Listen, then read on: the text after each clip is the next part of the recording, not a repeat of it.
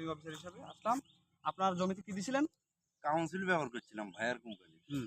আলহামদুলিল্লাহ রেজাল্ট ভালো। 100% গেছে? 100% গেছে 100%। কি গাছ গেছে? গেছে ধরেন লতা খ্যার, তারপর সোঁস, হামা হুম। সবগুলো এগুলা কিছু নেই। আল জাতীয় কিছু ঘাস আছে এগুলা ধরে না। ধরেন ধানের মতো যেগুলা মোটা, মোটা। হ্যাঁ মোটা এগুলো ধরেন আর নইলে চিকন যতগুলা ঘাস আছে সবগুলো অ্যাকুরেট ভাবে কাজ করেছে। আপনি কাউন্সিল অফিসের সাথে আর কিছু দিছেন? কাউন্সিলের সাথে একটা পাউডার দিছিল। পাউডার হ্যাঁ, 18 WFE, হ্যাঁ, হ্যাঁ? হ্যাঁ একটা পাউডার দিছিল।